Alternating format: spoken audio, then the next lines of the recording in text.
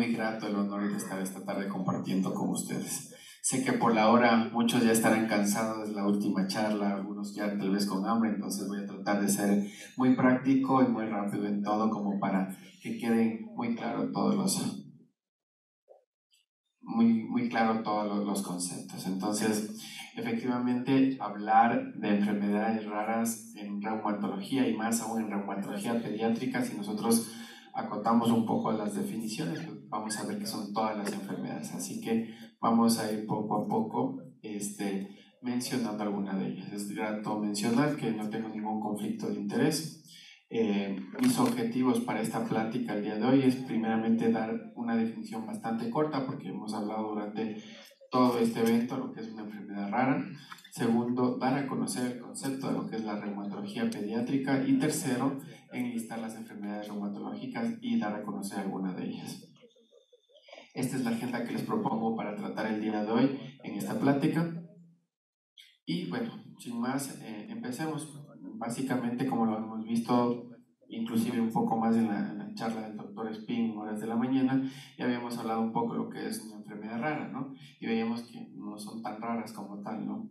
Es una condición de salud con una baja prevalencia en comparación con las enfermedades más comunes, ¿sí? Y básicamente va a haber varias definiciones, de hecho varios países tienen definiciones. He traído a colación dos de ellas. Una de ellas que son los organismos europeos, en los cuales nos dicen que cuando un paciente o una enfermedad tiene una incidencia menos de 5 personas por 100.000 habitantes, por 10.000 habitantes, se considera rara. En cambio, en Estados Unidos, si la enfermedad abarca menos de 200.000 personas, se considera rara. De forma general, son netamente datos numéricos, ¿no? Ahora, ¿qué es la reumatología pediátrica? Es la ciencia que va a estudiar la prevención, el diagnóstico y el tratamiento de las enfermedades musculoesqueléticas y autoinmunes sistémicas, ¿no?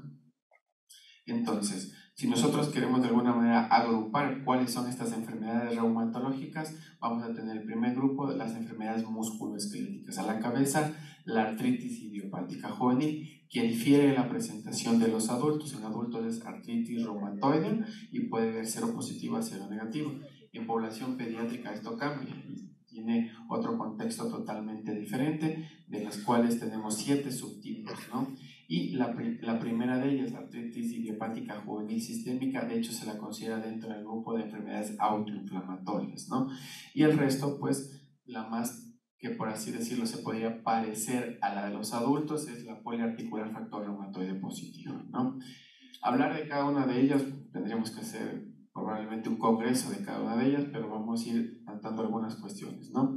De ahí tenemos artritis infecciosas, artritis reactivas, dentro de ellas fiebre reumática y artritis postestreptocócica, displasias esqueléticas y el dolor musculoesquelético no inflamatorio. De ahí tenemos el grupo de las enfermedades del tejido conectivo, principalmente tenemos lupus, eritematoso sistémico, lupus neonatal, enfermedad mixta del tejido conectivo, ¿sí? Que es prácticamente cuando dos o más enfermedades de estas pueden coexistir, ¿no? Puede ser artritis más lupus, lupus más dermatomiositis, lupus más esclerosis sistémica, etc. ¿Sí? Enfermedad indiferencial del tejido conectivo, que es la enfermedad en la cual todavía no llega a cumplir criterios de una de estas enfermedades ya marcadamente, dermatomiositis, esclerosis sistémica juvenil, esclerodermia, síndrome de anticuerpos antifosfolípidos, síndrome de Sjögren principalmente dentro de las colagenopatías. Y del grupo de las vasculitis hay varias maneras de clasificarlo. Les traigo a colación este gráfico en el cual vamos a clasificar en 3 grupos: las vasculitis de grandes vasos, medianos vasos y pequeños vasos, ¿no? Grandes vasos, principalmente Takayasu, que es en población pediátrica, muy rara, 1 en 1.000.000, ¿sí? Y arteritis de células gigantes, que esto es de población adulta a partir de los 65 años. Tenemos la vasculitis de medianos vasos, de la cual tenemos principalmente enfermedad de Kawasaki, que es la cardiopatía adquirida más frecuente en el mundo, ¿sí? Puede ser rara en algunos países, pero puede ser muy frecuente, llegando, por ejemplo, en Japón a tener hasta 18.000 casos anuales. Ustedes verán que la incidencia y prevalencia sobrepasa los 300 pacientes por 100.000 habitantes, ¿no? Poliarteritis nodosa, y tenemos en las vasculitis de pequeños vasos dos grupos, ¿no? O dos subgrupos, una asociadas a ANCAS, la granulomatosis con poliangiitis, antes llamada Wegener, la granulomatosis eosinofílica con poliangiitis, antes llamada Churg-Strauss, y la poliangiitis microscópica. Y otro grupo que no está asociado a ANCAS o está asociado a inmunocomplejos, principalmente vasculitis por IgA, antes llamada púrpura de Heno-Schönlein, ¿no? Y otras vasculitis un poco. En forma general, esto abarca la reumatología.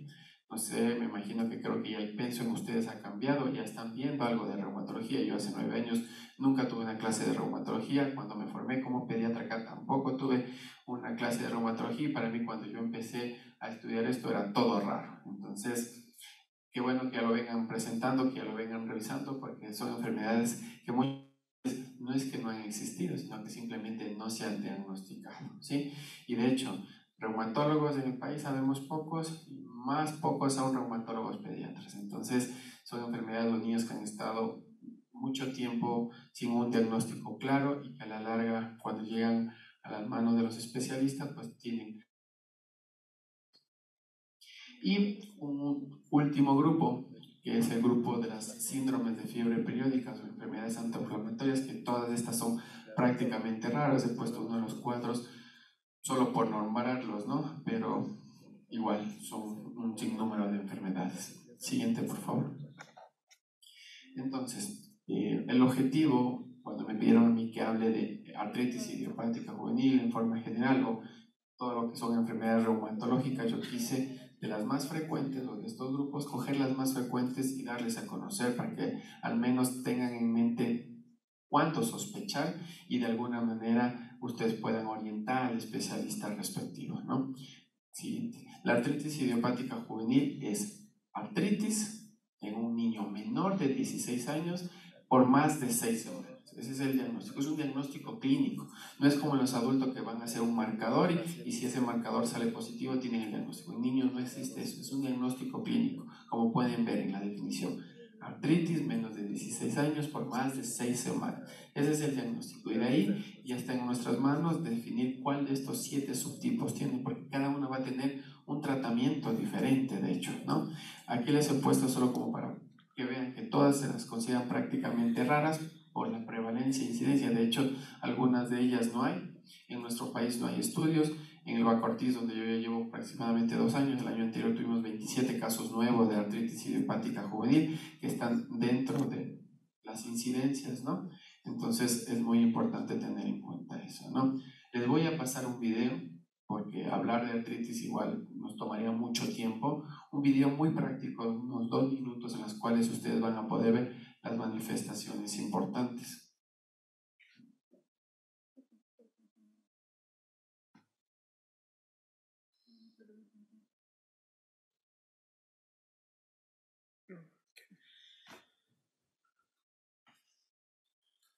Ya vamos a ver cómo solucionamos lo del audio, por favor. Toca cambiar de compu.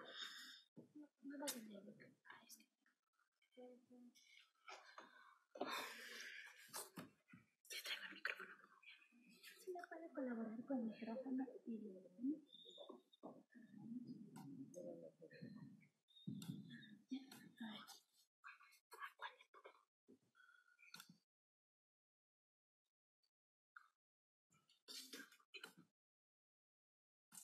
Recording in progress.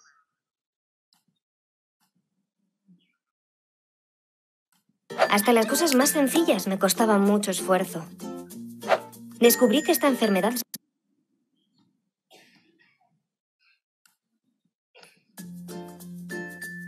Hola, me llamo Sandra y hace un mes me diagnosticaron una extraña enfermedad crónica, artritis idiopática juvenil.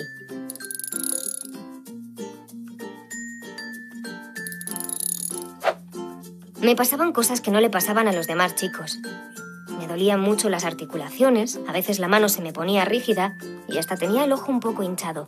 Además me sentía bastante cansada. No podía evitar estar siempre enfadada.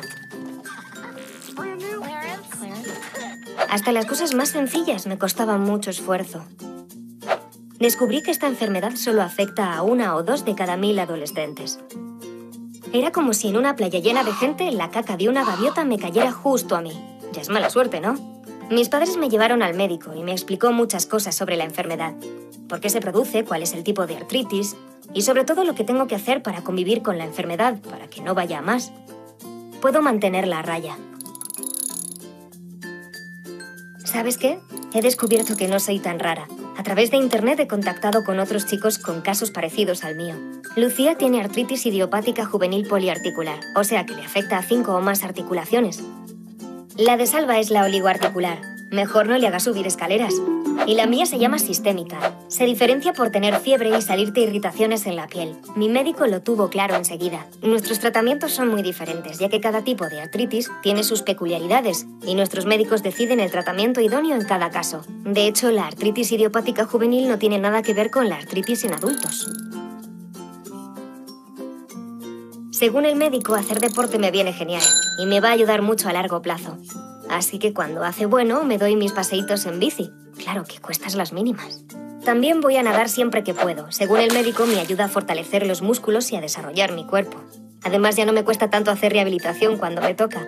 Me llevo genial con mis médicos y les cuento todo lo que me pasa para que puedan ayudarme.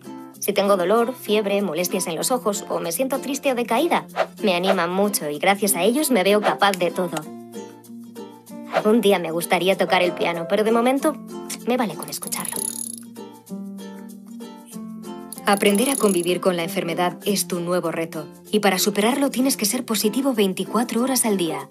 Tal vez haya cosas que te cueste hacer o sencillamente no puedas. Ten paciencia.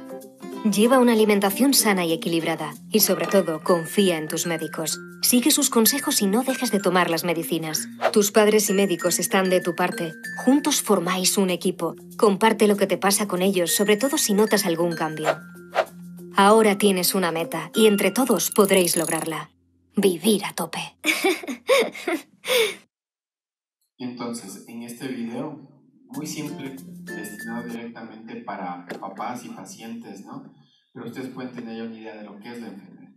Mensaje de la artritis idiopática juvenil. En todo niño que usted tenga un dolor inflamatorio. ¿Cuál es el dolor inflamatorio? Es el típico dolor que el niño dice, me levanto en la mañana y tengo dolor.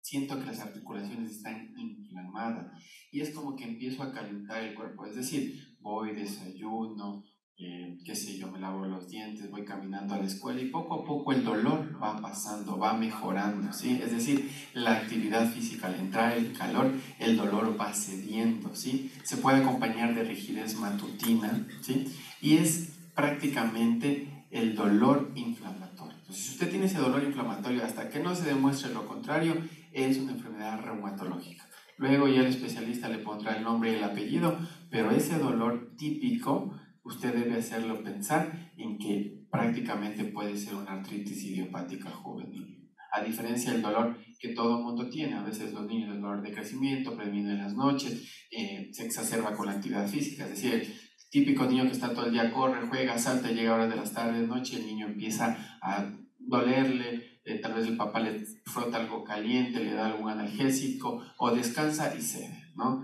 Versus el dolor este que les comento, y a veces también es típico en la cual el niño está así, ya estuvo todo el día activo en la escuela, llega a la tarde, cena, tal vez toma la siesta de la tarde y otra vez se levanta la siesta y tiene el dolor. Entonces, ese es el dolor inflamatorio, es el dolor que ustedes tienen que tener en la cabeza, que es prácticamente una enfermedad reumatológica hasta que no se demuestre lo contrario. Entonces, ese es el mensaje de la artritis idiopática juvenil que quiero que se lleven a casa. ¿Listo?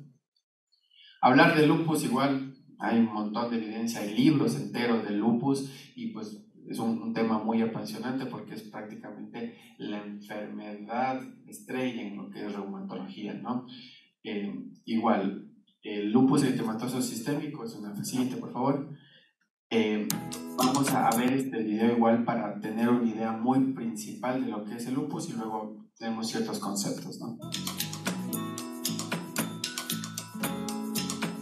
Hola, mi nombre es María y les quería contar acerca del lupus. El lupus afecta a más de 5 millones de personas en el mundo, pero muy pocas saben lo que es.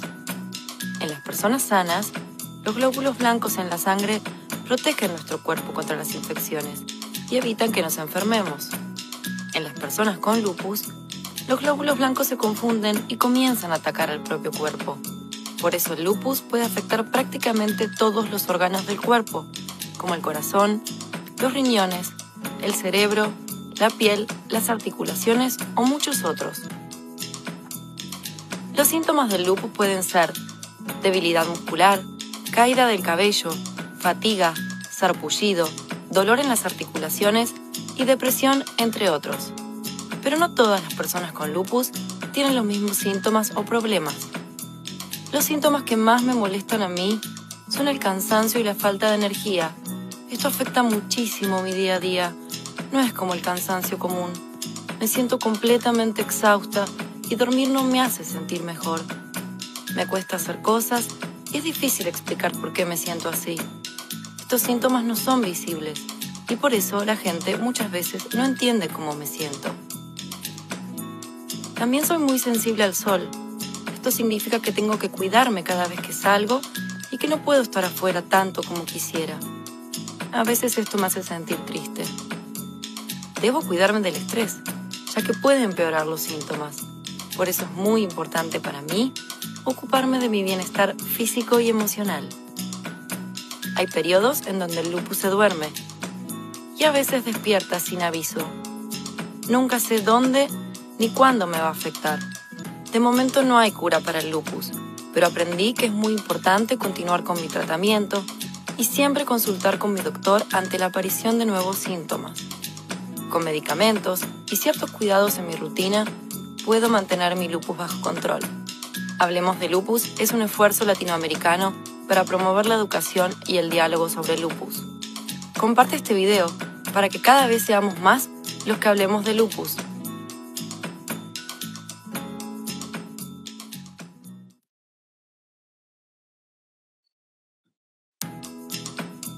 Por favor. Perfecto. Entonces, como les decía, el lupus es la enfermedad autoinmune prototipo.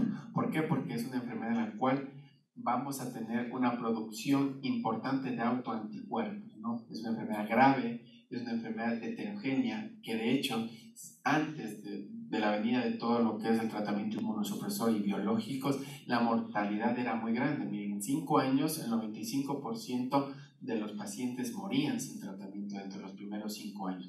Y de hecho, la enfermedad en niños es mucho más grave o más agresiva que los pacientes adultos. De hecho, miren, como vemos, la tasa de mortalidad estandarizada en juvenil es del 18.3% con tratamiento blando versus el 3.1% en un adulto. Entonces, por eso es que una enfermedad autoinmune debe ser tratada por el especialista, no por un reumatólogo adulto, sino un reumatólogo pediatra, porque si no, o veamos ciertas circunstancias y si nosotros no somos agresivos con el tratamiento, vamos a tener probablemente un adulto dependiente de diálisis, con varias comorbilidades y afectaciones en otros órganos, ¿no? Es un tratamiento crónico en la cual vamos a ser incluso recurrentes y puede tener inflamación y ser un cuadro febril. ¿Qué es lo que pasa? Como veíamos en el video, hay una pérdida de la tolerancia del sistema inmunológico y se empiezan a formar autoanticuerpos, es decir, se forman inmunocomplejos y empiezan a ir poco a poco destruyendo desde la cabeza hasta los puntos de los pies, ¿no? Entonces va a depender mucho cómo se responde su sistema inmunológico para definir cuán grave afecta, ¿no? La actividad es desconocida, ¿sí? Y incidencias y prevalencias va a depender mucho la población que se estudie, incidencia de 0,36 al 2.5 por 100.000 habitantes, con una prevalencia de 1.8 a 25.7%. Es una enfermedad rara, no diríamos tan rara, igual el año anterior 22 niños o adolescentes con lupus fueron diagnosticados en el hospital Bac Ortiz, ¿no?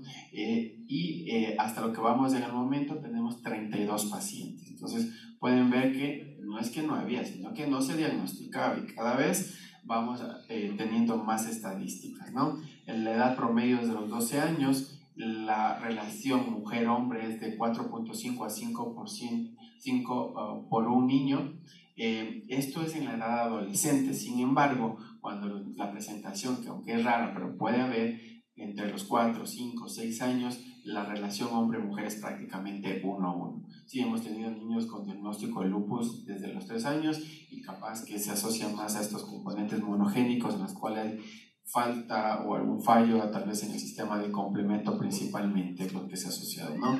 Es más frecuente en aborígenes, latinos, asiáticos y afrocaribeños. Entonces nosotros somos un factor de riesgo el hecho de nuestra etiología, ¿no?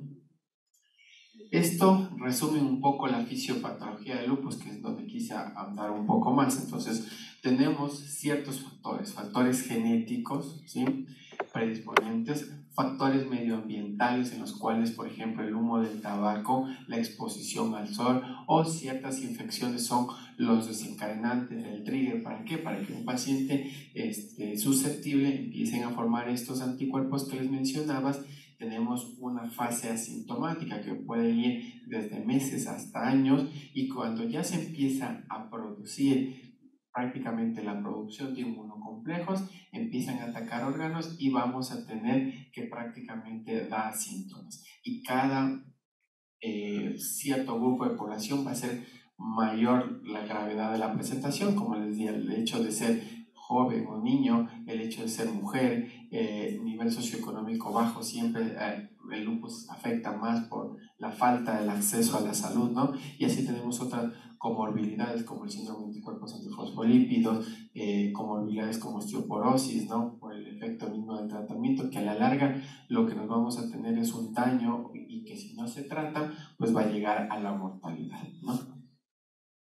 En resumidas cuentas, nosotros tenemos un desequilibrio en el sistema inmunológico, tanto adaptativo como innato, y va a haber un defecto de la apoptosis en el complemento y una sobreproducción principalmente de interferón alfa.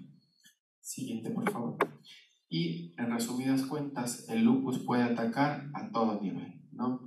¿Cuál es el mensaje? Si nosotros tenemos paciente con síntomas constitucionales o con múltiples órganos o aparatos afectados en la cual usted no explica, tenemos, por poner un ejemplo, un paciente con epilepsia de difícil control, que usted le ha dado probablemente 2, 3 antiepilépticos y no mejora, piensen en lupus, probablemente sea lo que le está desencadenando, y hasta que usted no trate la causa base, pues no va a haber mejoría. Si tenemos un síndrome nefrítico, nefrótico, igual pensar en lupus, ¿no? O esa trombocitopenia refractaria que ya le han dado primera línea de tratamiento, segunda línea de tratamiento y siguen con citopenias, pues probablemente vaya por acá. Entonces, en forma general, como pueden ver, pueden atacar a todos los órganos. De hecho, tenemos aquí, de acuerdo a la prevalencia, un gráfico qué es lo más nos puede dar, y prácticamente te puede dar todo a todo nivel. Entonces, ese es el mensaje de hoy, que piensen que existe el lupus, es frecuente, sí, también puede haber en niños, y estas manifestaciones sistémicas que no se justifiquen por ninguna otra causa, por favor indagar en eso, ¿no? Ahora, vamos a hablar de vasculitis. Ahora, la pregunta es, la vasculitis es la inflamación de los vasos sanguíneos, y esto es a nivel de la pared y que lleva a ciertas manifestaciones, ¿no? Siguiente, por favor. Les decía, la pregunta es, ¿sabemos identificar una vasculitis? ¿Por qué les digo esto? Porque es frecuente que los pacientes con vasculitis primero vaya al alergólogo, vaya al hematólogo, vaya al dermatólogo y pase por todo el mundo, y a la larga nunca se percataron que eran lesiones vasculíticas, ¿no? Fotos de lesiones vasculíticas, por ejemplo, tenemos una vasculitis porigiana, ¿no? Las lesiones características, además de pías, como pueden ver, y estas petequias, máculas, pápulas, equimosis que podemos ver en extremidades inferiores principalmente. Acá tenemos algo en superiores, pero principalmente en inferiores, ¿no? No, otros pacientes, ¿no? Solo para que tengan un poco de memoria fotográfica, no nos vamos a sentar en cada caso, luego vamos a ver otro, ¿no? Bien. Lesiones vasculíticas, para que no se olviden, ¿sí? Acá tenemos igual, lesiones vasculíticas en nivel de cara.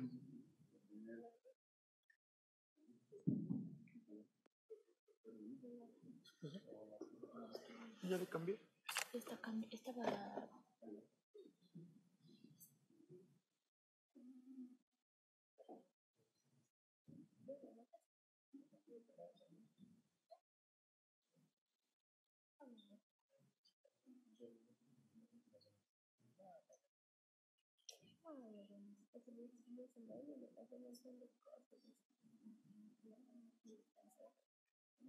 Bueno, mientras retomemos, ¿no? Entonces, podemos ver lesiones vasculíticas como en este caso a nivel de alas de mariposa, ¿no? En esta paciente a nivel de palmas, que a la larga terminó siendo un lupus eritematoso sistémico, ¿no? Entonces, miren cómo podemos desde una simple lesión cutánea llegar a un diagnóstico tan complejo. Siguiente, por favor. De la misma manera, tenemos lesiones vasculíticas en cara, en palmas, en extremidades, siguiente. Miembros inferiores. Pueden ver diferentes gamas, ¿no? Siguiente. Bien. Siguiente, por favor. Y desde etapas tempranas, lactantes, en las cuales podemos tener, miren, estas lesiones vasculíticas en un paciente totalmente grave e inestable, que a la larga terminó siendo un síndrome inflamatorio multisistémico asociado a COVID-19 y un paciente menos de 6 meses estar grave, intubado, múltiple invadido y con estas lesiones. Entonces pueden ver toda la gama de lo que se refiere a enfermedades autoinmunes de tipo vasculítico. Siguiente. Y bueno, para poner un poco de un caso clínico y que también se nos vayan despertando un poco, es un masculino de 12 años previo sano, 3 días previos había presentado una artralgia en tobillo derecho, acompañado de lesiones purpúricas palpables en miembros inferiores que se extendían hacia la región glútea, además de artritis en antebrazo izquierdo y edema de 6 horas de evolución. Cuando se lo examinó, teníamos un paciente con en el codo izquierdo un aumento de volumen, si lo medíamos contra el lado contralateral, 29 centímetros versus 25 centímetros, con aumento de temperatura y dolorosa la palpación. Lesiones hiperpigmentadas y una artritis franca de tobillo. Siguiente, por favor. Estas eran las fotos del paciente. Y tenemos esas lesiones vasculíticas en extremidades, pero llamaba la atención, miren en el brazo izquierdo, como prácticamente desde el codo hacia abajo esa hiperpigmentación y que estaba más hinchado en relación al contralateral. Cuando se palpaban los pulsos no se los llegaba a palpar y es por eso que se sospechó en una trombosis, y efectivamente cuando se hizo tanto el ultrasonido como la angioTAC se llegó a determinar que se trataba de una trombosis a nivel radial y cubital. Siguiente, por favor. ¿Qué fue lo que presentó el paciente? Fue una vasculitis por IgA, o antes llamada púrpura de Genoch, ¿sí? Y en la cual tuvo una complicación que fue una trombosis. Entonces, como podemos ver, puede ser que sea algo transitorio. De hecho, la vasculitis por IgA es aquellas lesiones purpúricas palpables que no desaparecen al hijitopresión, que va desde nalgas hacia abajo, que es el criterio sine qua non que podemos ver acá, y que debe tener al menos uno de los siguientes 4, que es dolor abdominal, inclusive puede ser hemorragia gastrointestinal, ¿sí? Artralgias y o artritis, afectación renal con proteinuria y o hematuria, y cuando se hace una biopsia se ve el depósito de inmunocomplejos por IgA. Entonces, estas son las manifestaciones características de la enfermedad, pero pueden haber presentaciones tan graves como la que vemos acá de una trombosis o una afectación tan renal con una glomerulonefritis rápidamente progresiva que si no se detecta a tiempo, se trata a tiempo, el paciente va a diálisis. Entonces, la importancia de poder definir a tiempo, ustedes que en poco tiempo van a ir a la rural puedan determinar cuáles son los signos de alarma, pensar y referir enseguida al paciente, ¿no? Segundo caso de un paciente con vasculitis. Tenemos un paciente de 2 meses de edad, ¿sí? Previo sano, esto fue antes de venir para acá, residente de Ciudad de México, había tenido el paciente una fiebre de origen desconocido, 14 días de fiebre sobre 38.5, evacuaciones disminuidas de consistencias e irritabilidad y se escuchaba un soplo cardíaco. Siguiente. En forma resumida, en esos 14 días del paciente habíamos hecho ciertos exámenes, o habían hecho, porque pediatría había empezado el abordaje inicial, y llamaba la atención leucocitosis, neutrofilia, trombocitosis, un hemo normal, cultivos negativos, líquido cefalorraquídeo normal, ese es normal. Se hizo el panel para todas las cuestiones infecciosas, paneles virales negativos, ¿no? Serologías para SARS-CoV-2 negativos, y de hecho ya había sido recibido un tratamiento empírico, ceftriaxona-amicacina. Sin embargo, a pesar de eso seguía febril y prácticamente la fiebre persistía, por lo que se decidió rotar a cefepime.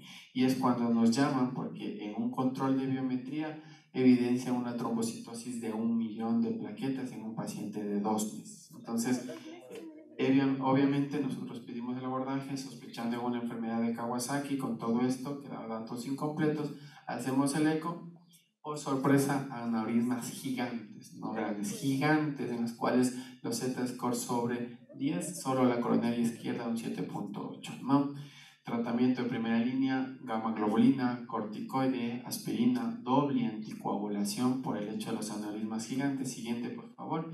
Y pueden ver la agresión de la enfermedad de un paciente de 2 meses, como tenía aneurismas prácticamente en la angiota, como podemos ver en todo lado, ¿no? Entonces, pueden ver el espectro de una enfermedad de Kawasaki simple que no afecta a las coronarias, un 25% con tratamiento puede bajar al 3%, pero también tenemos presentaciones agresivas. Entonces, por eso es que les invito a pensar mucho en estas enfermedades, porque si nosotros no diagnosticamos a tiempo, son los típicos pacientes que tienen una muerte súbita. ¿Por qué? Porque se rompe uno de esos aneurismas y prácticamente pues, no existe. Dimos tratamiento a cetiopina, ciclofosfamida. Siguiente, por favor. Y prácticamente pueden ver cómo todos estos aneurismas gigantes involucionaron y prácticamente en la gráfica de la izquierda todo volvió a la normalidad. Entonces de ahí el manejo, la referencia oportuna y el tratamiento oportuna nos pueden salvar una vida. Siguiente. En forma general, enfermedad de Kawasaki, que es la cardiopatía adquirida más frecuente actualmente, ¿no? Siguiente. Es una vasculitis de medianos vasos, ¿no?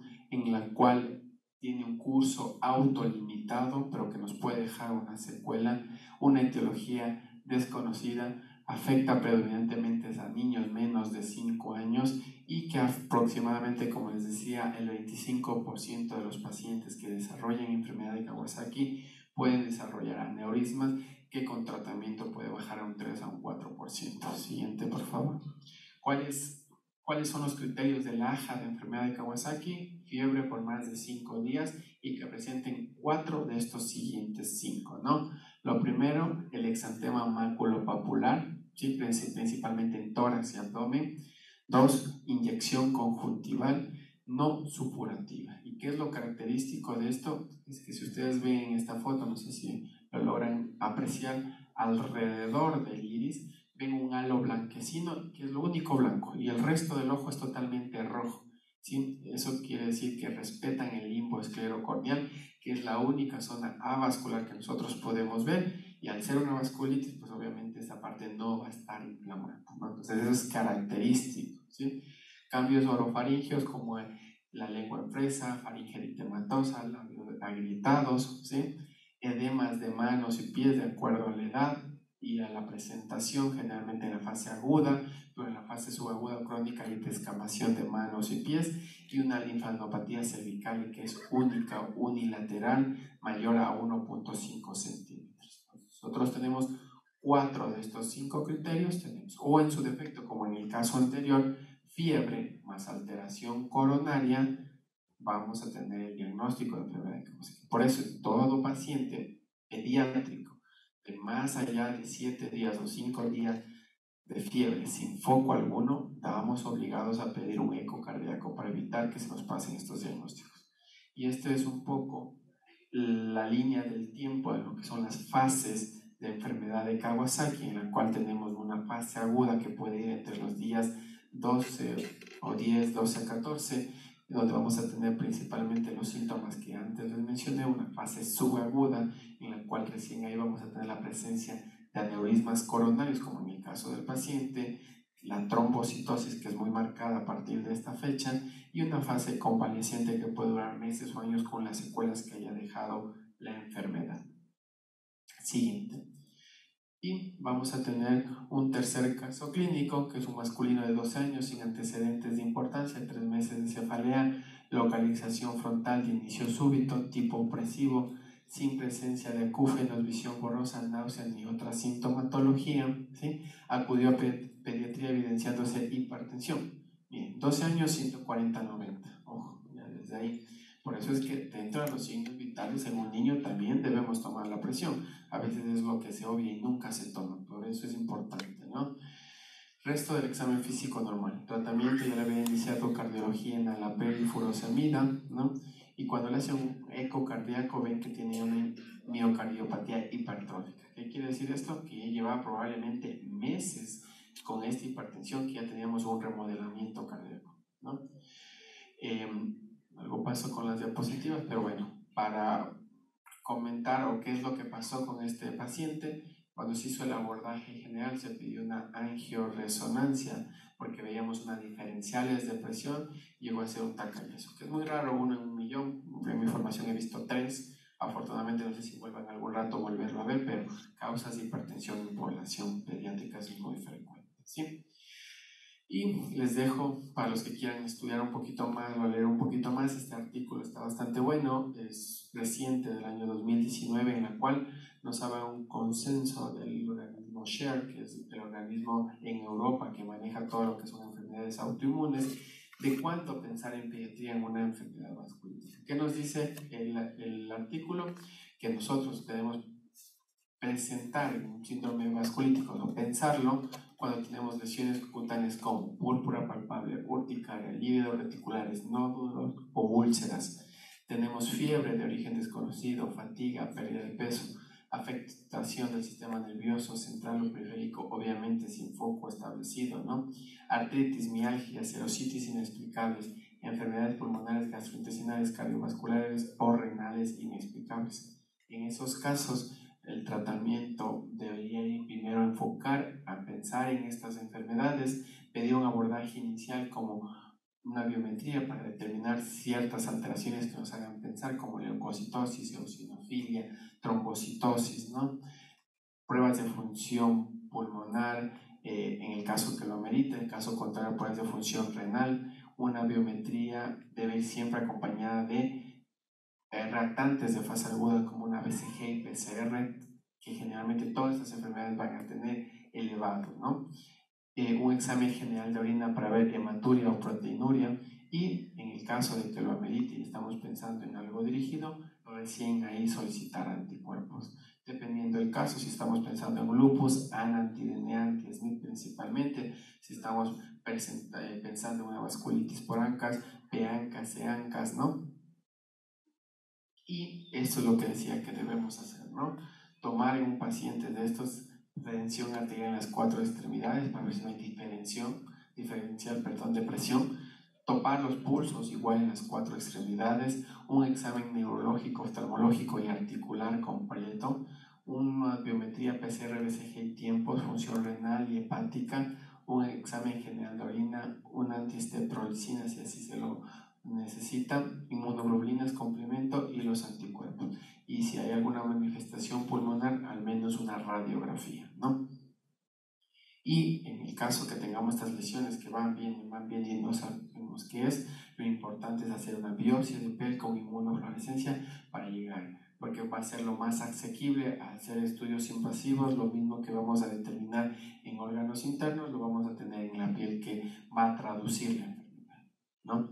Como conclusiones de la charla, las enfermedades autoinmunes en niños son un reto diagnóstico. Generalmente el diagnóstico es clínico y, como les dije anteriormente, no siempre se llega acompañado de un anticuerpo positivo, ¿sí? La referencia temprana va a dar un diagnóstico oportuno y eso va a mejorar la calidad de los niños, y el manejo va a ser siempre multidisciplinario. Siguiente, por favor. Muchas gracias por la atención, espero que no se hayan cansado demasiado. Feliz Día del Niño a los que tienen alma de niño, a los que trabajamos en el hospital pediátrico, y no sé si hay alguna duda o pregunta.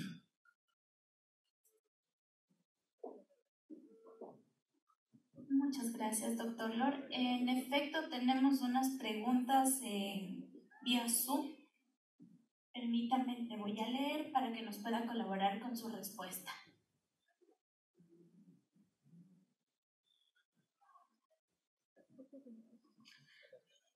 Listo.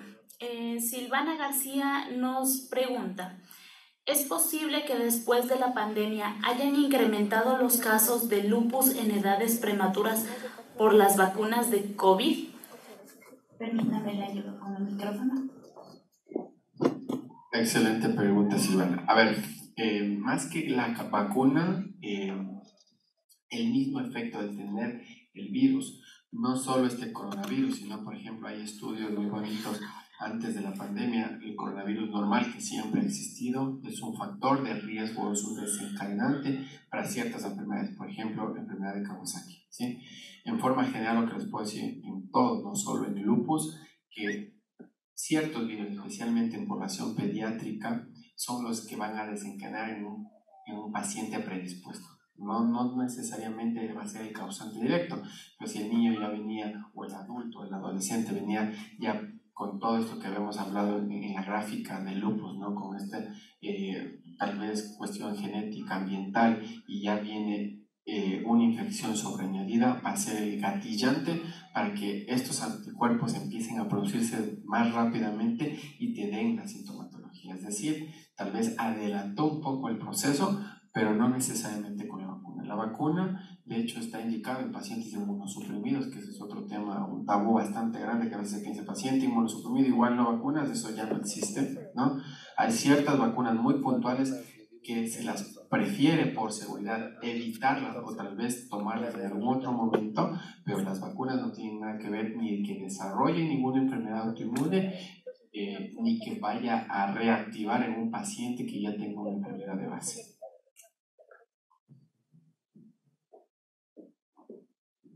Muchas gracias, doctor Lor. ¿Alguna pregunta tal vez en el auditorio?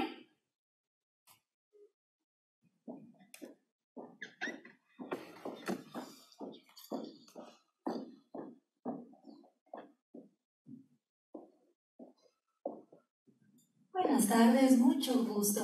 En cuanto a tratamiento, pues no sé, usted que conoce más en niños pediátricos y aquí en el Ecuador, ¿usted ve como la posibilidad de utilizar anticuerpos monoclonales, no sé, un CD28, un anti-CD28 para tratar a estos niños con enfermedades, por ejemplo, como el lupus o como la artritis?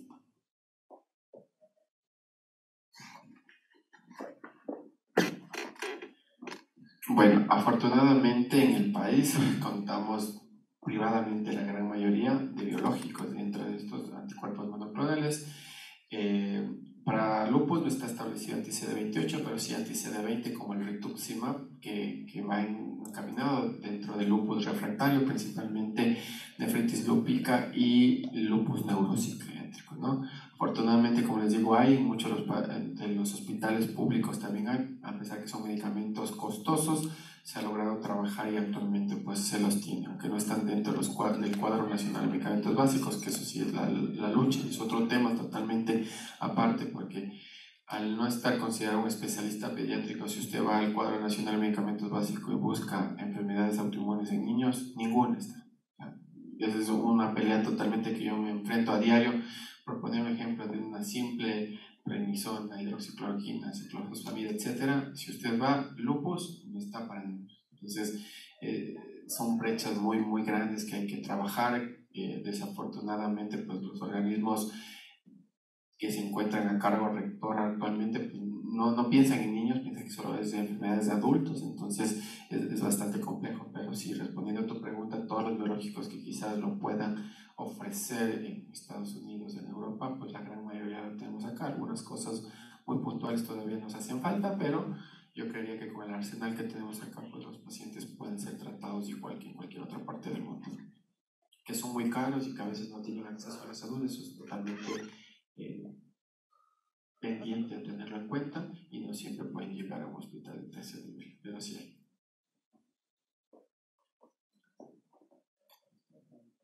¿Alguna otra pregunta?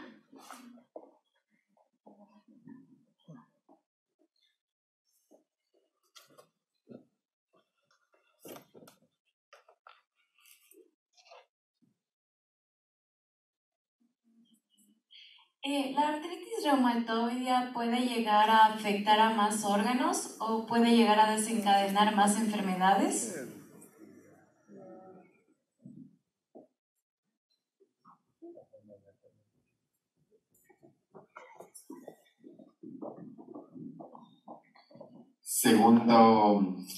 Segundo mensaje del día, para que ustedes se lleven. Artritis reumatoidea juvenil ya no se utiliza desde los años 70. Ya desde el 1997 que se dio la nueva clasificación, se llama artritis idiopática juvenil. ¿Listo? Dentro de estas que decía que son 7 tipos, la única que es sistémica, esta sí te puede afectar a varios órganos, ¿no? De hecho, los criterios diagnósticos son serositis, es decir, derrame pericárdico y o pleural, ¿no? En un paciente que tiene fiebre cotidiana, diaria, al menos 3 días continuos por más de 2 semanas, más artritis y que podrían tener serositis, como te decía, hepato y o esplenomegalia, exantema maculopapular y adenopatías generalizadas. Es la única que te va a dar manifestaciones sistémicas como tal, ¿sí? Las otras, lo que te puede dar es complicaciones por parte del tratamiento o infecciones sobreañadidas. Por ponerte un ejemplo, el uso crónico de metrotexate en algunos pacientes te puede dar una neumopatía intersticial, ¿no? Pero ya son como rezagos del tratamiento, complicaciones. Pero de ahí, el resto de los otros 6 tipos de artritis, ¿ya? Nunca te va a dar ninguna otra manifestación sistémica que no sea netamente articular. Y en algunos casos, en un 20%, lo único que te podría dar es asociación con uveitis, ¿no? Muchas gracias. ¿Alguna pregunta adicional?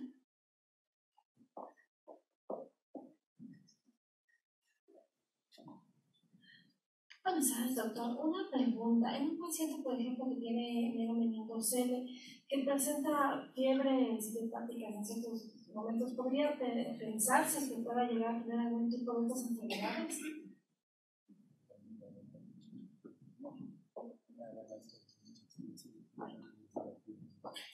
Es bastante difícil, por no decirlo improbable, ¿no? Ya tener una enfermedad genética de base, ¿no? Es muy raro que lo presente, y más bien son al su estado general del paciente, los pacientes desnutridos con inmunodeficiencias secundarias a otro tipo de cosas, lo que te van a dar es infecciones a repetición, sea infección de vías urinarias principalmente o de otra índole, donde va a estar generalmente el foco. Pero pensar, hilar tan fino, decir que un paciente ya con esta patología de base te genere algo autoinmune, ya sería ganarse la lotería, ¿no?